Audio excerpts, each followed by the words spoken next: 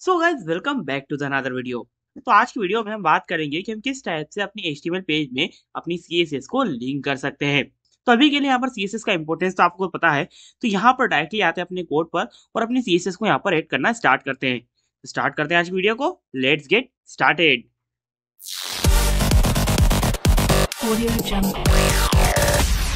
तो जैसा कि आप देख सकते हो मैं अपने VS कोड में आ चुका हूँ और अब यहाँ पर मैं अपनी CSS वगैरह को ऐड करना स्टार्ट करूंगा।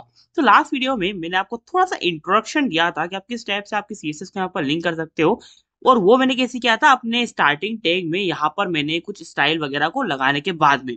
तो इसी टाइप से आप अपनी CSS वगैरह को लिंक कर सकते हो। उसके अलावा भी बहुत सारे तरीके हैं जिनकी हेल्प से आप अपनी CSS वगैरह को लिंक कर सकते हो और वो तरीके आपके बैकएंड के हिसाब से चेंज होते रहते हैं।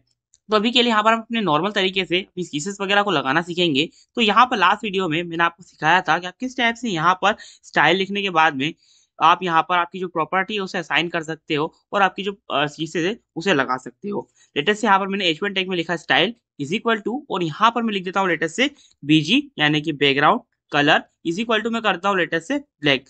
तो यहाँ पर इसका जो बैकग्राउंड कलर होगा वो ब्लैक हो जाएगा। देख सकते हो यहाँ पर इसका जो बैकग्राउंड कलर है वो ब्लैक हो चुका है, लेकिन अभी हमारा टेक्स्ट भी ब्लैक है इसलिए वो दिख नहीं रहा है। तो यहाँ पर उसका जो कलर है उसे हमें करना पड़ेगा, क्या करना पड़ेगा, व्हाइट। डोंट वरी, अभी के लिए हम यहाँ पर जस्ट हमारे सीएसएस को ऐड करना सीख रहे हैं। यहाँ पर क्या क्या चीजें होती है, किस टाइप से वर्क करती हैं, वो सभी हम बाद में सीखेंगे। तो यहाँ पर आप देख सकते हो हेलो वर्ल्ड कितनी अच्छी तरह से यहाँ पर हमें देखने को मिल चुका है। अभी के लिए आप देख सकते हो हेलो वर्ल्ड पर यानी कि हमारे H1 टैग पर यहाँ पर हमारी जो प्रॉपर्टीज है वो लग चुकी हैं। अब यहाँ पर अगर आप बात करें तो यहाँ पर इसके अलावा भी बहुत सारे तरीके हो सकते हैं हमारे CSS को ऐड करने के लिए। लेटेस्ट से यहाँ पर मुझे मल्टीपल H1 टेक्स्ट पर जो अपनी प्रॉपर्टीज है उन्हें लगाना हो तो ऐसे केस में क्या हर H1 टेग पर मैं इस टाइप से स्टाइल लिखूंगा, बैकग्राउंड लिखूंगा, कलर लिखूंगा, इस टाइप से मैं असाइन करने जाऊंगा। ऐसा हम बिल्कुल भी नहीं करते हैं। हम क्या करते हैं यहाँ पर हमारे हेड टैग में ही एक स्टाइल टैग को लगा देते हैं। लेटेस्ट से स्टाइल टैग देख सकते हैं मुझे सजेशन मिल चुका है। टैब प्रेस करूंगा तो यहाँ पर स्टाइल टैग आ चुका है। अब यहाँ पर मैं क्या कर सकता हूँ, यहाँ पर हमारे टैग के हिसाब से यहाँ पर जो उसकी प्रॉपर्टीज है उन्हें असाइन कर सकता हूँ, मतलब कि उसकी CSS वगैरह को असाइन कर सकता हूँ। लेटेस्ट मैं चाहता हूँ कि जितने भी H1 टैग इस मेरे वेब पेज में हैं उनका कलर हो जाए व्हाइट, उनका बैकग्राउंड कलर हो जाए ब्लैक, जो कि हमने यहाँ पर असाइन किया है। तो वो मैं कर सकता हूँ। कैसे कर सकता हूँ, मैं यहाँ पर लिखूंगा H1 और स्टेप से कर्ली ब्रेसेस लगाऊंगा और यहाँ पर अपनी जो प्रॉपर्टीज है उन्हें असाइन कर दूंगा। लेटेस्ट से background colour is equal to कर दो ब्लैक और उसका जो कलर है वो कर दो लेटेस्ट से क्या कर दो व्हाइट। अब देखो इतना ज्यादा कंफ्यूजिंग नहीं है ये। हम क्या बोल रहे हैं कि भाई यहाँ पर जो हमारे H1 टैग जितने भी हैं हमारे इस वेब पेज में उन सभी पर ये प्रॉपर्टीज लगा दो। लगा दी है, पेज को रिफ्रेश करूंगा तो यहाँ पर आपको देखने को मिल जाएगा हर एक H1 टैग पर जो ये प्रॉपर्टीज है आ जाएगी। अभी के लिए यहाँ पर H1 टैग एक ही था इसलिए उस पर लग रही है, बाकी सब H2 H3 H5 इस टाइप के टैग्स हैं। तो एक काम करता हूँ यहाँ पर कुछ H1 टैग्स बना लेता हूँ। लेटेस्ट यहाँ पर मैं लिखा H1 टैग और यहाँ पर मैं लिख देता हूँ हाउ आर यू। अब यहाँ पर मैंने हाउ आर यू लिख दिया है। पेज को रिफ्रेश करूंगा तो यहाँ पर हाउ आर यू आ जाएगा और उस पर ये सेम प्रॉपर्टीज आ जाएगी। देख सकते हो यहाँ पर सेम प्रॉपर्टीज इस पर आ चुकी है और यहाँ पर भी ये प्रॉपर्टीज शो हो रही हैं। अभी के लिए इन प्रॉपर्टीज को मैं यहाँ से हटा दूंगा तो आपको इंपॉर्टेंस पता चल जाएगा कि आप क्यों इस टाइप से स्टाइल टैग लगाने के बाद में यहाँ पर आपकी जो CSS है उसे लिखते हो। देख सकते हो यहाँ पर से मैंने CSS वगैरह को हटा दिया है तो यहाँ पर अभी भी जो मेरी CSS है वो शो हो रही है। क्यों शो हो रही है, क्योंकि मैंने उन्हें यहाँ पर ऊपर असाइन कर दिया था पहले ही। अब यहाँ पर आप चाहो तो इस टाइप से हर टैग की जो प्रॉपर्टी है उसे असाइन कर सकते हो। आपकी चॉइस है, आपको जो भी CSS वगैरह लिखना हो आप इस टाइप से स्टाइल टैग के अंदर यहाँ पर लिख सकते हो। अब यहाँ पर एक बात और, यहाँ पर इसके अलावा भी एक और तरीका होता है और वो मोस्ट प्रिफर्ड तरीका है। वो तरीका क्या है, आप एक अलग से CSS फाइल बनाओ जिसमें कि आप आपकी सारी CSS रखो और उन्हें आप यहाँ पर जस्ट इंपोर्ट कर लो।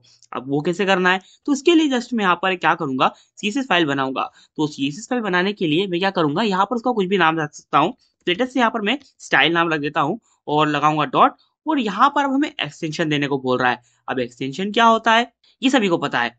अब यहाँ पर CSS के लिए कौन सा एक्सटेंशन होगा, तो जैसे HTML के लिए डॉट HTML होता है उसी टाइप से CSS के लिए डॉट CSS ही होता है। तो यहाँ पर मैंने लिख दिया डॉट CSS। अब यहाँ पर मैं अपनी CSS वगैरह को लिख सकता हूँ। एक काम करते हैं, यहाँ पर हमारा जो बॉडी टैग है उसी की प्रॉपर्टी को चेंज करके देखते हैं। तो यहाँ पर मैं लिखूंगा लेटेस्ट से बॉडी और यहाँ पर स्टिच ब्रैकेट्स लगाऊंगा और यहाँ पर मैं क्या करूंगा, यहाँ पर मैं कुछ प्रॉपर्टीज असाइन कर दूंगा। लेटर से इसका जो बैकग्राउंड कलर है वो हो जाए रेड, उसी के साथ साथ यहाँ पर जो इसका कलर है वो हो जाए लेटर से व्हाइट।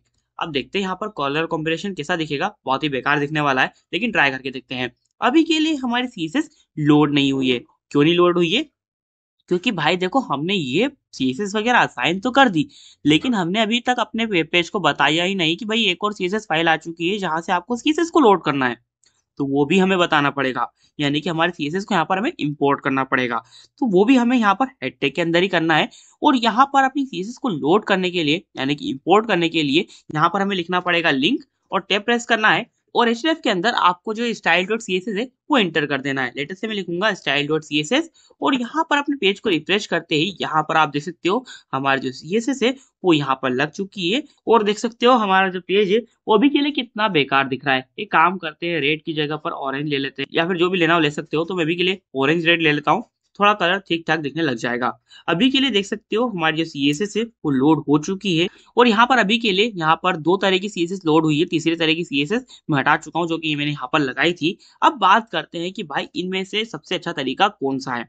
तो यहाँ पर अगर मैं बात करूँ इन सब में से सबसे अच्छा तरीका कौन सा है, तो सबसे अच्छा तरीका ये वाला है कि आप अलग से एक स्टाइल शीट बनाओ, यानी कि अलग से आप फाइल बनाओ जिसमें कि आप आपकी सारी CSS वगैरह रखो और उसे यहाँ पर इंपोर्ट कर लो। अब ऐसा क्यों? ऐसा इसलिए क्योंकि यहाँ पर ना जब भी आप CSS वगैरह लिखते हो तो ये कई हजारों लाइन का कोड होता है। अब अगर आप यहाँ पर इसे मर्ज कर दोगे तो ऐसे केस में क्या होगा कि आपकी index.html का, यानी कि आपकी HTML फाइल का जो साइज है वो बहुत ज्यादा बढ़ जाएगा। साइज से मतलब है कि यहाँ पर नंबर ऑफ लाइन्स का कोड बढ़ जाएगा। और यहाँ पर अगर आपको थोड़ा सा मॉडिफिकेशन वगैरह कुछ करना होगा तो ऐसे केस में यहाँ पर आपको सर्चिंग वगैरह बहुत ज्यादा करनी पड़ जाएगी। तो इसलिए मैं यहाँ पर प्रेफर करता हूँ कि आप यहाँ पर आपकी जो CSS है उसे एक अलग फाइल में रखो और यहाँ पर उसे इम्पोर्ट कर लो। अब यहाँ पर बहुत सारे दिमाग में क्वेश्चन आया होगा कि भाई वो सब तो ठीक है, लेकिन यहाँ पर हमारे CSS का प्रेफरेंस ऑर्डर क्या होने वाला है। अब ये प्रेफरेंस ऑर्डर क्या होता है? मान लो कि मैंने यहाँ पर कुछ और CSS असाइन कर दी, यहाँ पर कुछ और CSS असाइन कर दी और यहाँ पर मैंने कुछ और CSS असाइन कर दी। तो इसी केस में यहाँ पर तो एरर थ्रो हो जाएगा, लेकिन फ्रंट एंड में एरर थ्रो होता नहीं है। तो यहाँ पर हमारी कौन सी CSS काम करेगी, ट्राई करके देखते हैं।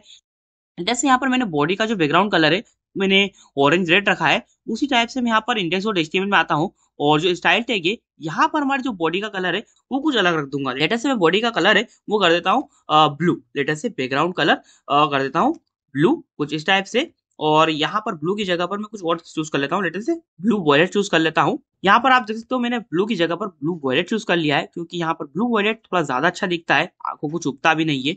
अब यहाँ पर हमने दो जगह पर तो हमारी CSS असाइन कर दी है। अब यहाँ पर आपको कमेंट करके बताना है कि यहाँ पर स्टाइल टैग वाली जो CSS है वो काम करेगी या हमारी फाइल वाली। अब ये आपको कमेंट करके बताना है। जब तक के लिए अपने पेज को मैं यहाँ पर रिफ्रेश करता हूँ, पेज को रिफ्रेश किया। अभी के लिए हमारी जो CSS है वो लोड हुई है, कौन सी वाली? ये वाली। कौन सी वाली? ये वाली। अब ये कैसे लोड हुई?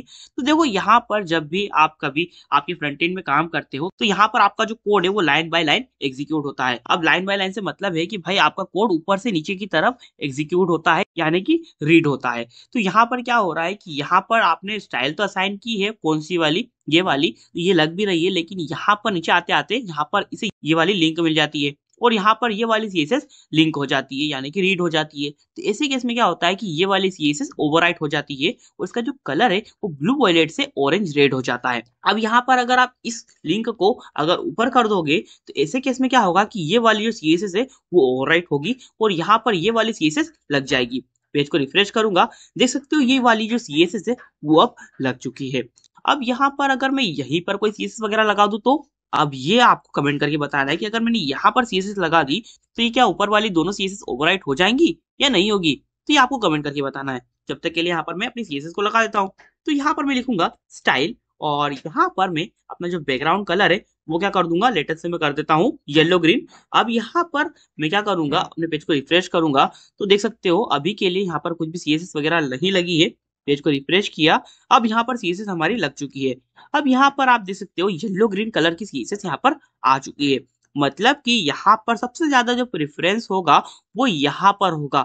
मतलब कि अपने टैग के साथ में जब भी हम CSS वगैरह को लिखेंगे तो यहाँ पर सबसे ज्यादा प्रेफरेंस इसका होगा, उसके बाद में इसका होगा, उसके बाद में सबसे ऊपर वाली लिंक का होगा। एक बात और, यहाँ पर काम तो हमारी सारी सीएसएस ही करेंगी। मतलब कि अगर मैं यहाँ पर कुछ सीएसएस लिखता हूँ और अगर यहाँ पर कभी भी वो ओवरराइट नहीं हो रही है, तो ऐसे केस में यही वाली सीएसएस लगेगी, भले ही मैं इसे सबसे टॉप पर रख दूं।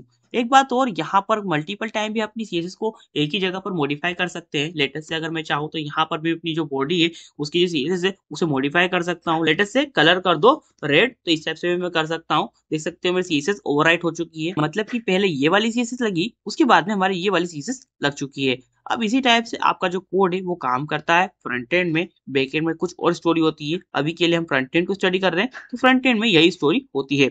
अब इसी टाइप से अगर आप चाहो तो आपकी जेएस फाइल को भी यहाँ पर आप लिंक कर सकते हो। लेकिन जेएस फाइल को हमेशा हम आखिरी में लिंक करते हैं। कहाँ पर लिंक करते हैं? जहां पर हमारा बॉडी टैग एंड होता है उसके ठीक पहले। अब ये क्यों करते हैं, ये आपको कमेंट करके बताना है। तो यहाँ पर हमारे जेएस फाइल को लिंक करने के लिए भी हम सेम अप्रोच रखते हैं। लेटेस्ट से यहाँ पर मैं लिख सकता हूँ स्क्रिप्ट टैग, और यहाँ पर अपना जो जेएस का कोड है वो मैं लिख सकता हूँ। और सीएसएस की तरह यहाँ पर भी आप आपकी जो जावास्क्रिप्ट है उसकी कंप्लीट फाइल को यहाँ पर आप लिंक कर सकते हो।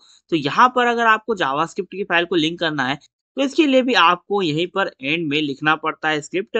और यहाँ पर स्क्रिप्ट टैग के स्टार्टिंग में आपको लिखना होता है एसआरसी, और यहाँ पर आपको जो आपकी फाइल है उसका नाम दे देना होता है। तो लेटेस्ट से यहाँ पर मैं एक जावास्क्रिप्ट की फाइल बना लूंगा। तो यहाँ पर मैं न्यू फाइल पर क्लिक करूंगा और यहाँ पर मैं एक स्क्रिप्ट नाम की जो जावास्क्रिप्ट फाइल है वो बना लूंगा। अब यहाँ पर मुझे डॉट लगाने के बाद में इसका जो एक्सटेंशन है वो लिखना पड़ेगा। तो क्या इसके एक्सटेंशन में मुझे पूरा जावास्क्रिप्ट लिखना पड़ेगा?